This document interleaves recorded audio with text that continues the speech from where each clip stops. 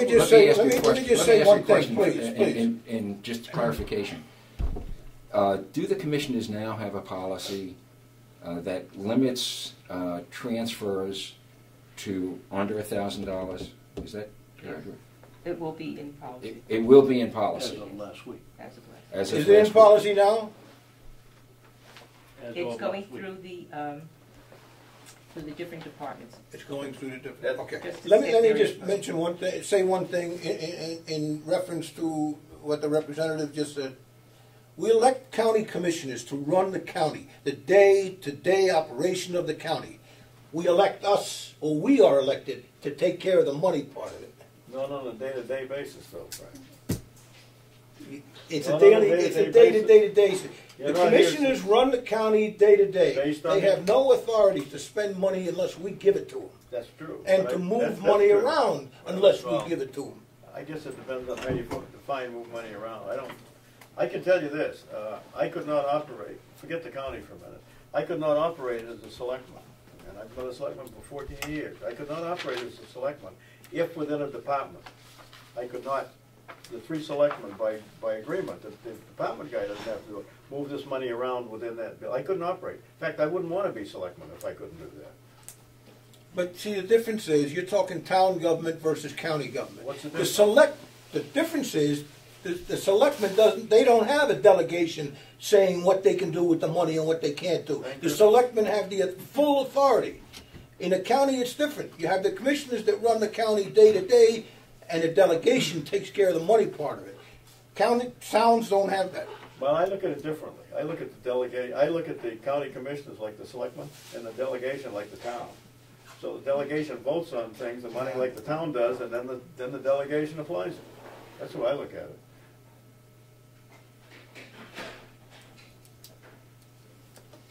Anyway, we still need to find out what the legalities are, because we're discussing things that's going to affect. I mean, but that's 3 months ago we were supposed to find that out and be prepared for this meeting. Now it's going to be another 3 months before we do something? No, I don't think so, Frank. Let's stay on course here, and let's try to move ahead if we can. I think the initial thing that we have to do outside this room is to get the legal opinion. Right. There are other things we can do. We can also, we can still talk about, do we want an executive committee? Should that be in policy? Yes, we do have an executive committee. Do we want to continue as it was? I think the feeling has been that we continue as it has been, but we put it in a policy that we establish that for each delegation. Well, if you let them establish. Let each delegation, fine, but right. The delegation does. Go ahead, Dave. Are you going to have public input, or? Yeah, sure. No. We can have public input. I agree with Representative McCarthy, not on the executive board part of it, but on controlling the expenditures. I've been here now 18 years, I guess, with a few years off, and I've seen some real shenanigans going on here. Rifles shotguns being purchased in the dispatch department under an educational line item. The sheriff purchasing $2,100 worth of flowers from his own florist shop that he owns. It just goes on and on and on, and I agree with Frank. Why not, if we're not going to control the line-to-line item, why not just give everybody a lump sum and walk away and let them decide? I think the issue here is, I agree with whoever said it, if you have an emergency, you don't want to be calling in the entire delegation to take the vote. Why can't we, when we're establishing policy at the beginning of the new year, say in the case of an emergency, and I don't know that I can even remember in all the commissioners' meetings I've been to, a discussion of an emergency of such that Harry mentioned, where you had to have the money overnight. Why can't we establish a policy that says the chairman can email all members and ask them whether they want to make this change in the line item, yes or no, and send it back in? Why can that not be legal and save us paying $25 to have everybody come down here and put their hand up and say yes or no? Because I see that as the only problem here. I have no problem with the 14 of us being executive committee, but I do have a problem with us all coming in here to cast a yes vote. So it could be done by email or by phone. Yeah, or yes. Can I, Harry. Dave, let me ask you a question, just comment. You're right, over the years, there's been a lot of abuse on what's been in the rifles and all this stuff. But don't you think the way the law is written now, that isn't something that the commissioner should have picked up before it went beyond what as far as it did? Well, I guess in a perfect world, Representative Merrill, that they should have, but when it's hidden under, it doesn't say rifles, it says educational conferences, and as I said at one commissioners meeting here a while back, I think the commissioners should, at least once a quarter, do what Henry Spencer and I and Nate and now Damon do, take out the activity book, and that's how we found it, because in your quarterly report, it says education conference. When you go over the activity book, you say, oh, flowers for Marge Webster's mother, and which was one of them, and you just go down and you immediately pick it up. That's where we picked up the $200 for boots and gloves. That's where we picked up car starters, and I think the commissioners should do that. I agree, but don't the commissioners know, for example, if that was filed under education? Wouldn't they know? If somebody was going to go to a course, wouldn't you want to know what course that was before they spent the money as a commissioner or not? Yeah. So the problem was, but it doesn't get put in. Somewhere along the line, they just weren't doing the job. That's what it doesn't get put in, Harry, as going to a conference. The money spent is one of the problems you had. Especially in travel, the individual would use the company credit card, pay it, and then in order to avoid a late charge and an interest charge, they pay it, and of course by that time it's smoothed over. I can understand why the commissioners didn't see it if they're just looking at a check stub, but I don't understand why they don't look once a quarter, take 4 hours and sit down and go over this thing, because it's all hidden in the credit cards. Maybe I'm assuming too much, but in the case of the town, for example, every time you turn in something for a check, or we sign the check, there has to be a detailed attachment to that showing what that money was spent for, and that would pick up, should have picked up what we were talking about. Well, there's receipts there. Yeah. But you got to give them credit, Harry. You look down here. If I said what is line item 90035? I don't have a focus. Well, they get their check, and that's what it says, line item 3055. So they don't know. And there's nothing attached as to what it's actually for? It says a receipt, but if it says go charge to account 9033, well, you got guns, and the sheriff's department needs guns, but they don't know what the account number is that it's being attached to. So. But it does, excuse me, but doesn't it have to be don't you have to show a line item? In other words, it's charged to an account, but you're not showing a line item. No. Now, it would seem to me then, it would seem to me then that that's an issue for commissioners' policies. There's a void there in good business practices for the commissioners. Right. And I'm not laying blame. I'm not trying to say that. But it would seem, my experience has always been, when you take money out of an account, you also have to show, for historic purposes, where is it going? Well, you make a good point, Joe. The commissioners could very easily say, instead of putting down the account number, put that down, but also what the education and conferences, because it doesn't do any good to put down 90335. Right. Because nobody in this place knows what that is. But if they put the line item down, which they don't do, then you'd be able to see that guns don't belong in the dispatch center. That would take care of it. That would help, certainly. Okay, go ahead, Frank. In response to what you're saying, there's 3 commissioners. They've got a lot of work to do.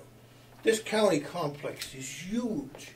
And the number of employees, the number of buildings, and the myriad responsibilities they have. They do have a fiduciary responsibility when it comes to the budget, but we have a constitutional authority and responsibility when it comes to the budget. Of course, I'm sure if they notice something, they're going to pick it up and they're going to say something about it. They don't just let it slide.